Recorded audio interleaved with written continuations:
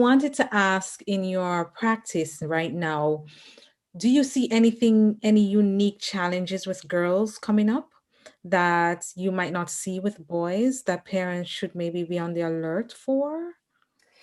I think the difference between boys and girls and I have a smaller sample size, so this is anecdotal, it is that girls have an easier time asking for help, admitting weakness, seeking support from a peer.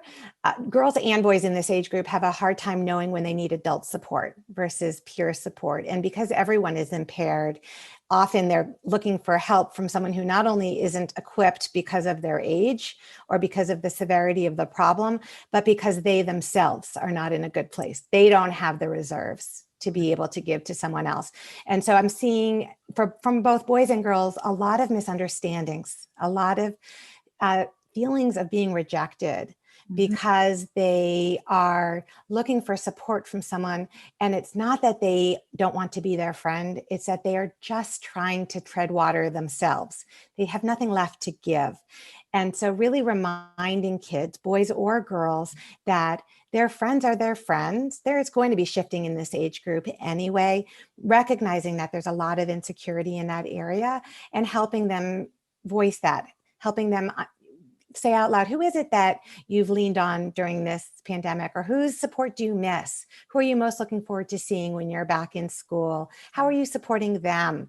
Sometimes kids can be pretty egotistical and they can get really upset that someone else didn't invite them to a party or that someone else didn't include them in a group text chain. But if you actually turn the tables and said, do you include them in your group text chains?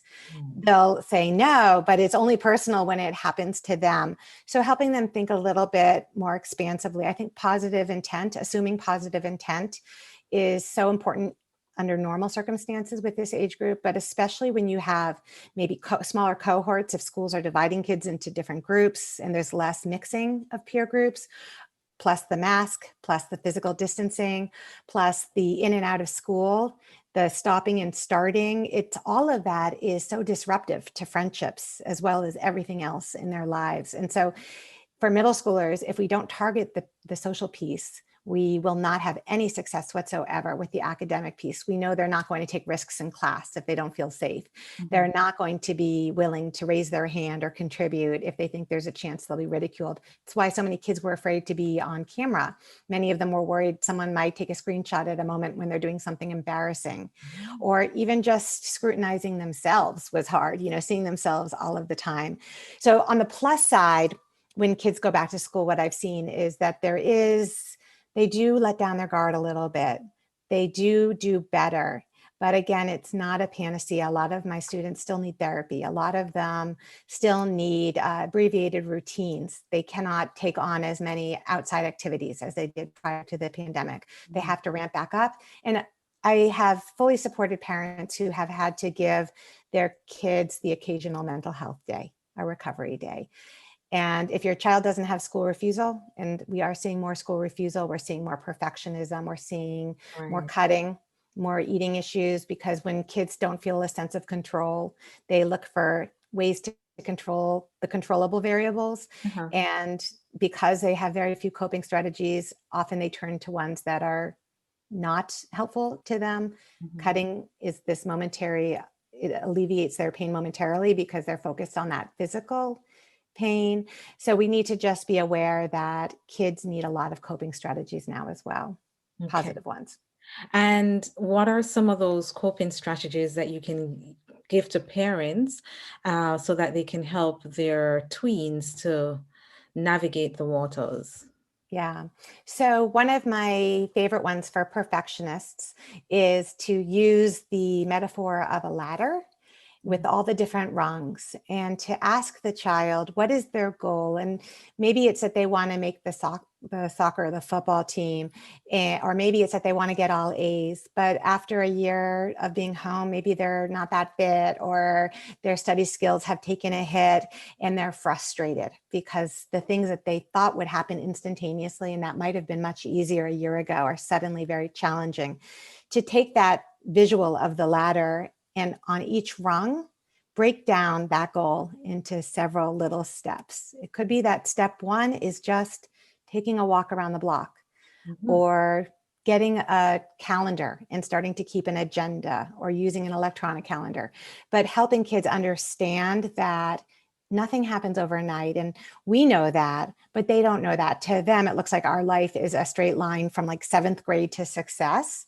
So we also want to be modeling for them when we mess up, and that things are harder for us now too. Maybe we're forgetting to return an email or we're dropping a ball. I think it's important to normalize that so that they don't internalize that as a failure that they can't recover from, or get stuck in shame if they make a mistake and they say something mean on social media. We want to give them that row back.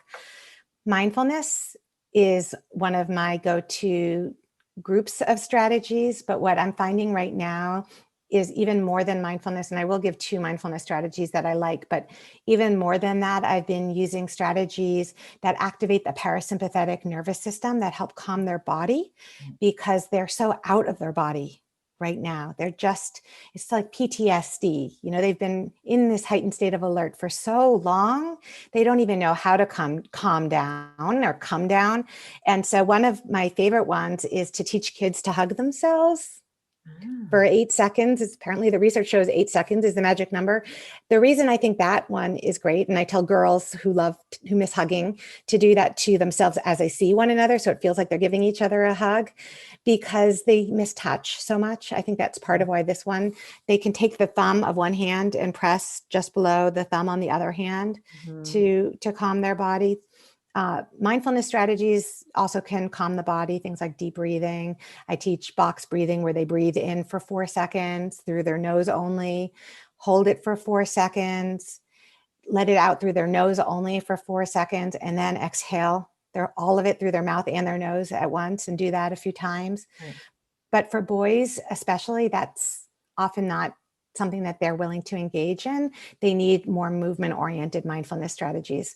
So I might have them take a walk around the hall and count their footsteps, or I might throw a ball at them. I've got one right here. You know, I'll throw the ball and I'll tell them to catch it. I don't even say why I'm doing it. And then I'll say, let's see if we can throw it back 100 times, and let's count as we do it. And the reason I do that is because when you have to retrieve language, like counting, then you turn on your prefrontal cortex, and the brain is like a light switch. You can't have that prefrontal cortex, which is the part of your brain that's responsible for empathy, self-compassion, rational thinking, problem solving.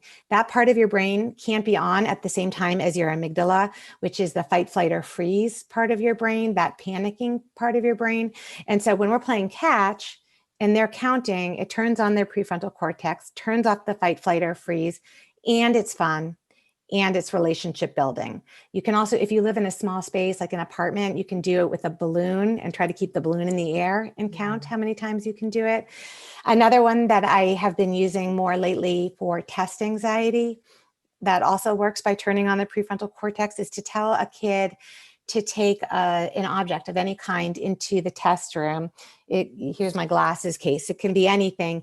And right before they start taking the test, to come up with 3 adjectives to describe it. And just taking that 10 seconds to retrieve some language can help them calm down. And kids are having more test anxiety because they don't feel as competent, because they struggled more.